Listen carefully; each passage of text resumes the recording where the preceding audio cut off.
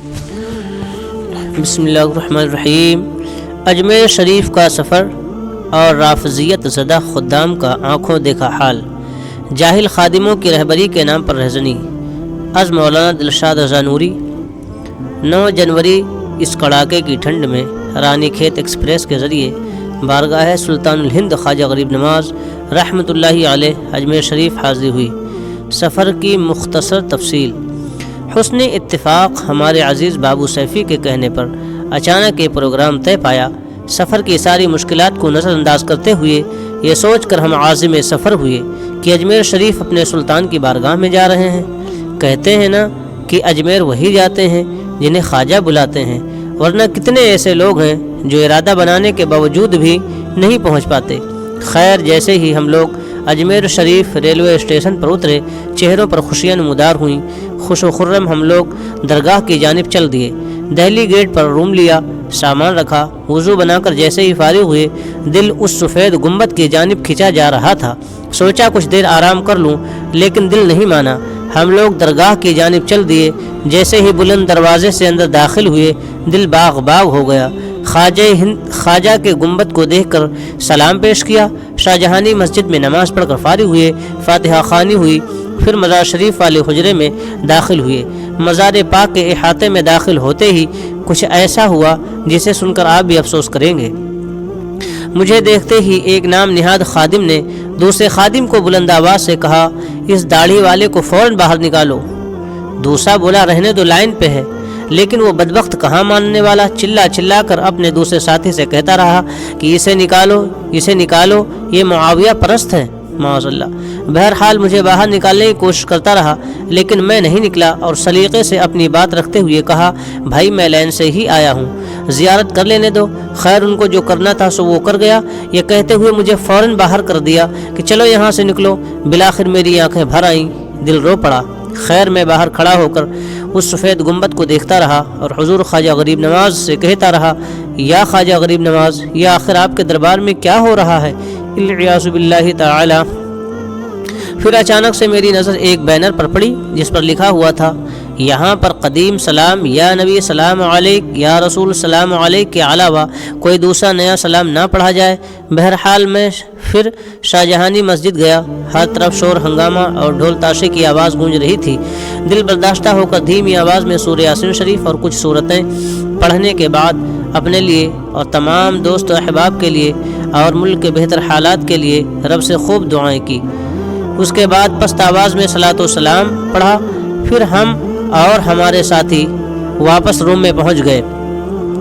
اللہ اللہ کر کے دوسرے دن صبح کے وقت پھر سے ہم نے حاضری دی اور وہاں سے تارا گڑھ میرا سید حسین رحمۃ اللہ علیہ کے مزار پر حاضری دینے کے لیے نکل گئے۔ لیکن وہاں بھی کچھ ایسا ہوا جس کا گمان تک نہ تھا۔ فاتحہ خوانی کے بعد کچھ فاصلے پر بیٹھ کر وہاں کا پرکیف منظر دیکھ رہا تھا۔ ایک خادم پر نظر پڑی، وہ کچھ لوگوں کو دعائیں دے رہا تھا اور میری طرف اشارہ کر کے کہہ رہا تھا کہ ان وہابیوں سے، داڑھی والوں سے، ملا مولوی سے دور رہنا۔ خیر، میں باہر نکل کر بیٹھ گیا اور بہت کچھ سوچ رہا تھا۔ کچھ دیر بعد وہ شخص باہر نکلا تو میں نے اس سے کہا کہ میری جانب اشارہ کیوں کر رہے تھے اور کیا کہہ رہے تھے؟ وہ بولا، تم وہابی ہو، تم یہاں کیوں آئے ہو؟ میں نے کہا، زبان سنبھال کر بات کرنا۔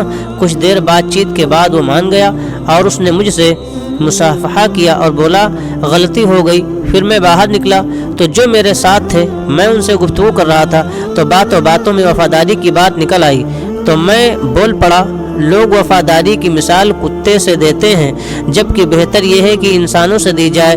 قریب ہی ایک مجاور بیٹھا ہوا تھا، بولا، انسانوں سے زیادہ کتے میں وفاداری ہے، قرآن میں بھی آیا ہے۔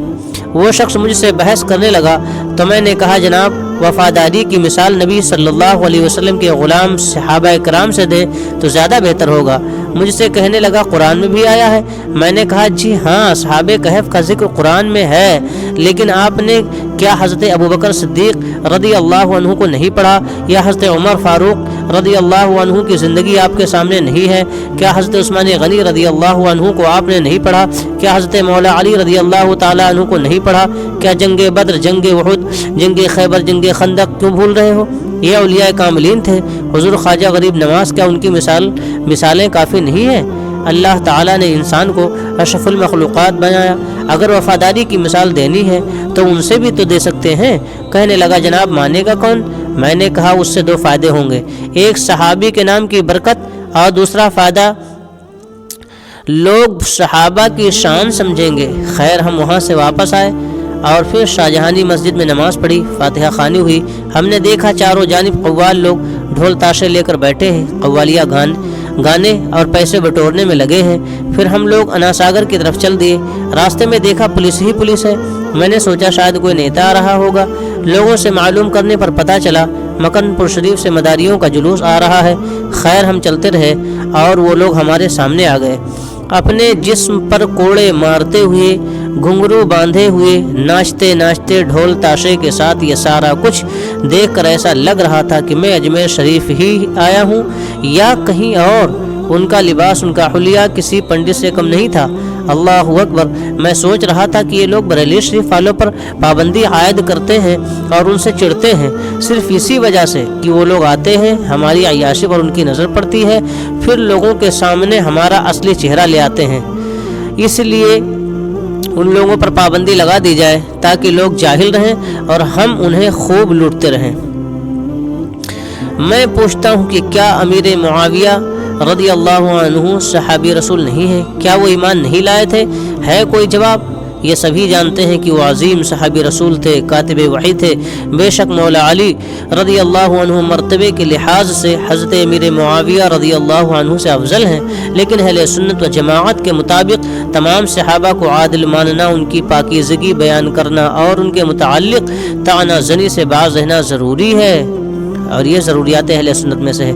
رسول پاک صلی اللہ علیہ وسلم کا فرمان ہے، ترجمہ: میرے صحابہ کو برا نہ کہو، پس اگر تم میں سے کوئی احد پہاڑ جتنا سونا خیرات کر دے تو وہ ان کے 1 مد یا آدھا مد خیرات کو نہیں پہنچ سکتا ہے، لیکن یہ لوگ جن کی نہ تو شکلیں اچھی ہیں نہ کام ڈھنگ کے، یہ لٹیرے لوگوں کے عقیدے خراب کر رہے ہیں۔ اللہ سبحانہ و تعالی ان جہلا نام نہاد خدام سے امت محمدیہ صلی اللہ علیہ وسلم کی حفاظت فرمائے، آمین ثم آمین۔ خیر ہم اور ہمارے ساتھی 3 دن قیام کے بعد چوتھے دن اجمیر شریف کو الوداع کہتے ہوئے رانی کھیت ایکسپریس کے ذریعے بریلی شریف واپس آئے۔ محمد دلشاد نوری۔ معزز سامعین و سامعات، یہ پورا بیان خلیفہ حضور بدر ملت و حضور تاج الشریعہ و حضور علامہ میلسی حضرت علامہ مولانا صوفی عبدالصمد قادری صاحب قبلہ کے حکم پر اپنے سنی بھائیوں کے افادے کی خاطر نشر کیا ہے۔ رب تبارک و تعالیٰ کی بارگاہ میں دعا ہے کہ وہ اپنے محبوب صلی اللہ علیہ وسلم کے صدقے حضور صوفی صاحب قبلہ کا سایہ ہم غلاموں پر تادیر قائم رکھے اور ہم سب کو دین و سنت کا کام کرنے اور سنت کو خوب فروغ دینے کی توفیق رفیق عطا فرمائے، آمین ثم آمین۔ آگے کچھ باتیں یہ ناچیز عرض کرتا ہے، بغور سماعت فرمائے۔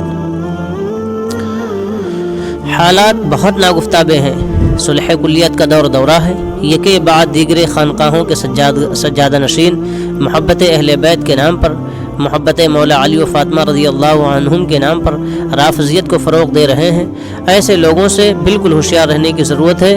اللہ تعالیٰ ان کے شر سے ہم غربا اہل سنت کو محفوظ و مامون فرمائے۔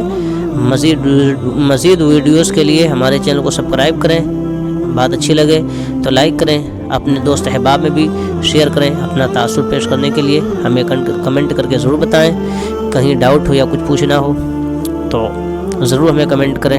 آپ کا میزبان دلشاد رضا رضوی، السلام علیکم ورحمۃ اللہ وبرکاتہ۔